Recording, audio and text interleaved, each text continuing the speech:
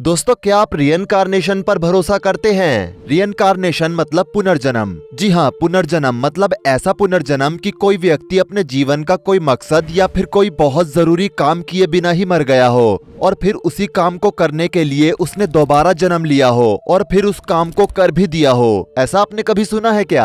आपने ऐसा फिल्मों में तो देखा होगा, लेकिन शायद मेरा ख्याल है कि आपने ऐसा रियल में कभी नहीं सुना होगा। इस दुनिया में रियनकार्नेशन की बहुत ही कम ऐसी कहानियां हैं जो कि सच्ची हैं। बाकी झूठी कहानियों से तो गूगल भरा पड़ा है। एक ऐसी ही सच्ची कहानी आज हम आपके लिए लेकर आए हैं। असल में आज की कहानी है इजिप्ट की एक लेडी डोरोथी एडी की। दोस्तों, ये बात है 16 जनवरी साल 1904 की, जब लंदन के एक संपन्न परिवार में एक लड़की का जन्म हुआ जिसका नाम उसके माता पिता ने डोरोथी एडी रखा। बेटी के जन्म के बाद परिवार हंसते खेलते अपनी जिंदगी बिता रहा था। इस परिवार में केवल 3 लोग थे, डोरोथी एडी और उसके माता पिता। लेकिन एक दिन अचानक इस परिवार में अजीब सी घटना हुई। दरअसल डोरोथी खेलते खेलते सीढ़ियों से गिर गई और लुढ़कते हुए नीचे आ गई।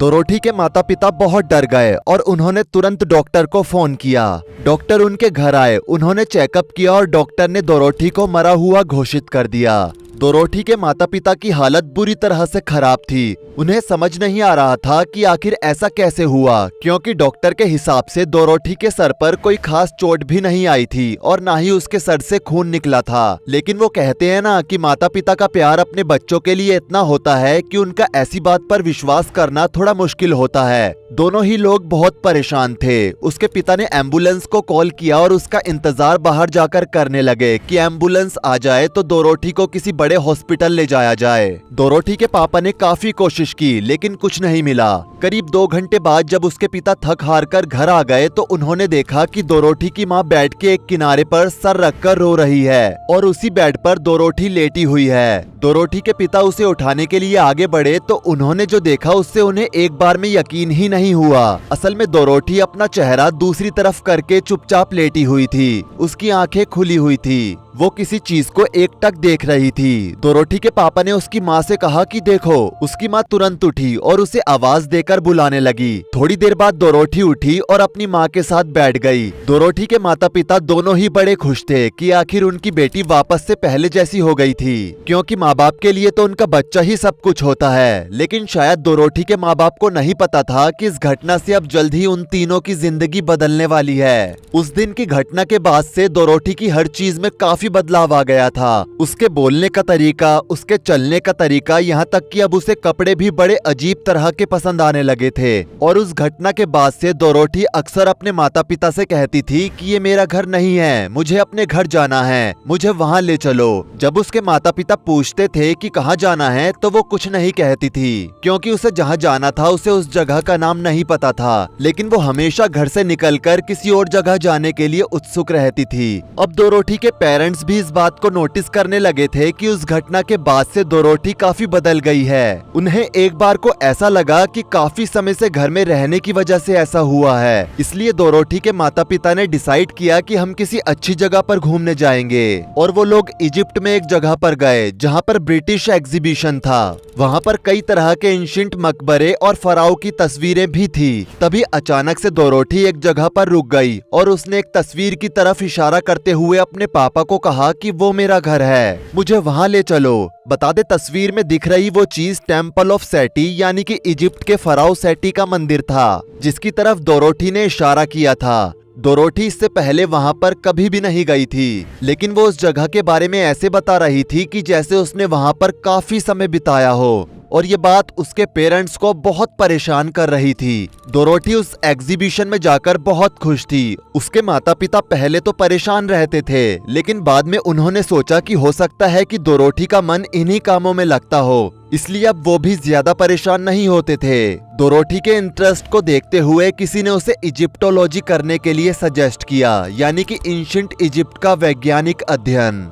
जैसे जैसे डोरोथी बड़ी हुई, प्राचीन मिस्र की स्टडी के चलते वहाँ के प्रति उसका जुनून और गहरा होता गया। जब वो 14 साल की हुई तो उसने सेटी के साथ अपने यौन संबंधों का वर्णन करना शुरू कर दिया।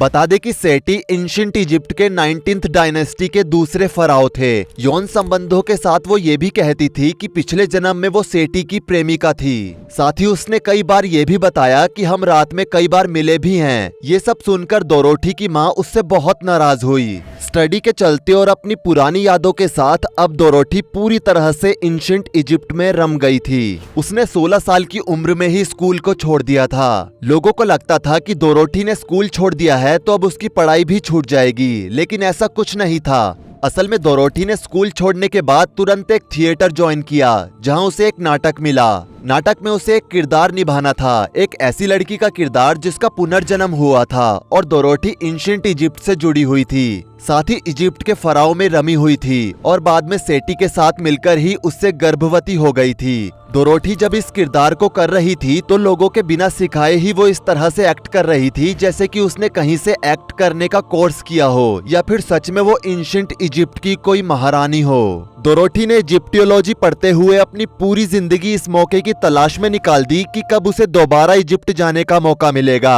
और उसकी किस्मत ने उसे ये मौका दिया साल 1933 में, जब उसकी शादी इमाम अब्देल मैगुएड नाम के एक इजिप्शियन आदमी से हुई और वो कायरो चली गई। शादी के कुछ समय बाद जब उसका बेबी होने वाला था तो उसने अपने बच्चे का नाम सेठी रखने का मन बनाया। दोस्तों, इजिप्ट में एक रिचुअल है कि जब भी लड़की शादी करके अपने ससुराल जाती है तो उसे अपने घर का नाम छोड़कर एक नया नाम अपनाना होता है, और इस परंपरा को मानते हुए डोरोथी ने अपना नाम ओम सेटी रखा, जिसका मतलब होता है मदर ऑफ सेटी, यानी कि सेटी की माँ। अब वो जैसा चाहती थी बिल्कुल वैसा ही हो रहा था, और वो चाहती तो बहुत कुछ कर सकती थी, पर अब उसकी जिंदगी वैसी नहीं रही जैसे कि शादी के बाद एक लड़की की जिंदगी होती है, क्योंकि इमाम अब्देल मैगुएड से उसकी शादी एक सेल्फिश मोटिव वाली मैरिज ज्यादा लग रही थी, जिसे करने के पीछे डोरोथी के इजिप्ट आने की एस्पिरेशन थी, और यही चीज उनकी शादीशुदा जिंदगी में भी दिखने लगी, और वो अपने परिवार और बच्चों को समय देने के बजाय इजिप्टोलॉजी को ज्यादा प्रेफरेंस देती थी। यहाँ तक कि एक बार तो उसने अपने द्वारा लिखे गए नोट में ये भी कहा था कि उसकी जिंदगी का तो सिर्फ एक ही मकसद था, और वो था एबिडोस जाना, एबिडोस में रहना और एबिडोस में ही दफन हो जाना।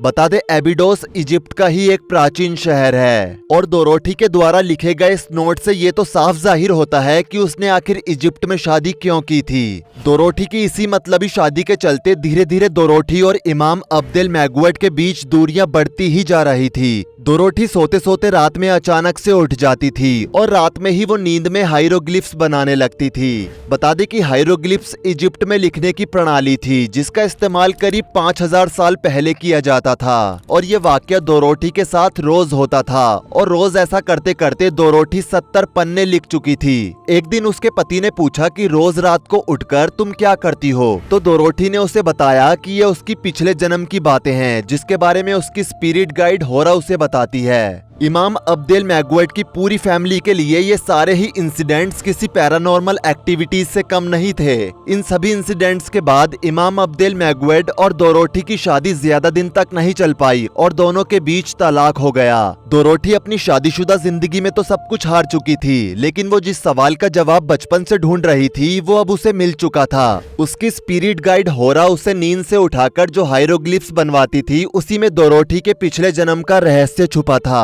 नींद में लिखी गई राइटिंग के हिसाब से आज से हजारों साल पहले डोरोथी पुनर्जन्म में ओम सेटी थी, जिसे एंशिएंट इजिप्ट में एक प्राइस्टेस यानी कि एक पुजारन की तरह कोमिल सुल्तान के मंदिर में पाला गया था, और उसको बचपन में सब बेंटरशिट कहकर पुकारते थे।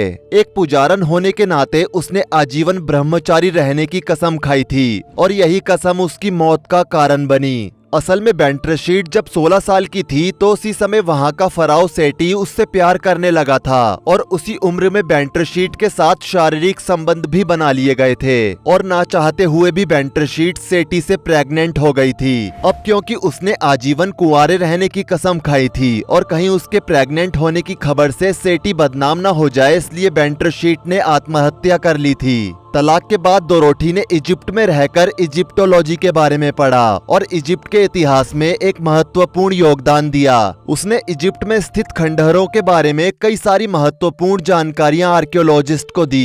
डोरोथी ने अपनी पूरी जिंदगी इजिप्ट के खंडहरों में बिता दी थी। उसने पिरामिड पर बहुत खोज की और सबके सामने एक खुलासा भी किया। इन्हीं खोजों के दौरान साल 1981 में डोरोथी की मौत हो गई। बाद में नेशनल जियोग्राफिक में डोरोथी की डॉक्यूमेंट्री को दिखाया गया था जिसका शीर्षक था इजिप्ट क्वेस्ट फॉर इटर्निटी। दोस्तों, डोरोथी ने अपने पुनर्जन्म की बात को पूरे तरीके से सिद्ध कर दिया था। तो दोस्तों, हम उम्मीद करते हैं कि इस वीडियो को देखने के बाद आपको भी शायद अब इस बात पर विश्वास हो गया होगा कि पुनर्जन्म सच में होता है और अगर इंसान चाह ले तो उसके बारे में पता करके ही रहता है। जैसे डोरोथी को बचपन से ही पता था और उसमें चाह थी, जिसके चलते उसके पुनर्जन्म की सच्चाई दुनिया के सामने आई। तो दोस्तों, आज के लिए इस एपिसोड में सिर्फ इतना ही। जाने से पहले वीडियो को लाइक शेयर जरूर करें और ऐसी ही और वीडियोस के लिए इस चैनल को सब्सक्राइब करके साथ में बेल नोटिफिकेशन को भी ऑल पर सेट कर लें। धन्यवाद।